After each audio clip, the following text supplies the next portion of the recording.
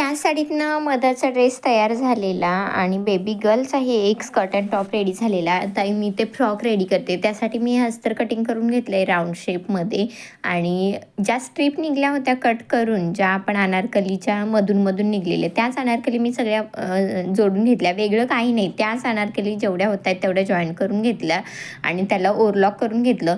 आता मी खालूनही त्याला टीप मारून घेतली आणि वरूनही त्याला अस्तरवर जॉईन करून घेतले. आता हा फ्रंट नेकला मी पानगळा केला आहे आणि ज्या पद्धतीने आपण ब्लाऊजसाठी केलं होतं त्याच पद्धतीने ते गळा शिवून घेतला आहे आणि मुंडा शिवून घेतला आहे. खालच्या बाजूने शिवून घेतलं नाही, कारण फ्रॉक करायचं आहे आपल्याला, तिथं अटॅच करायचं आहे. तसंच ह्याही इथे मला चेन लावायची नव्हती, पण गळा जेवढा आहे त्यात ओपनिंग होत नाही म्हणून थोडंसं खाली घेतलं आहे आणि तिथे तिरकं शिवून घेतलं आहे. तिथे एक हुक लावला जाईल आणि असं मुंडाही शिवून घेतला.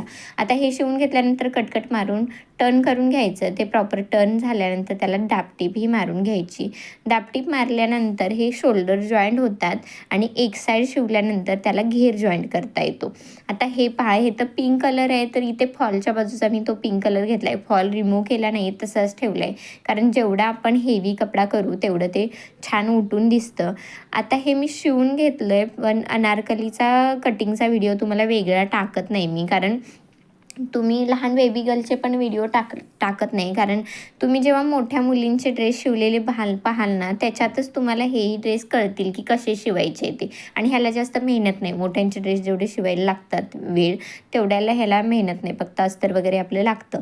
आता मी अप्पर पार्ट शिवून घेतलेला, मधून तो शिवून घेतला एक साईडनेच आणि ह्याच्यावर हा अस्तरचा आणि खालचा घेरचा शिवून घेतला. दोन्हीलाही मी ओव्हरलॉक केलं आणि शिवून घेतलं. डबल टिपी मारून घेतली. आता डबल टिप मारतानाही लक्ष द्यायचं की अस्तर आपलं फोल्ड तर होत नाही ना. अस्तर फोल्ड वगैरे झालं तर मग त्यात प्रॉब्लेम येतो.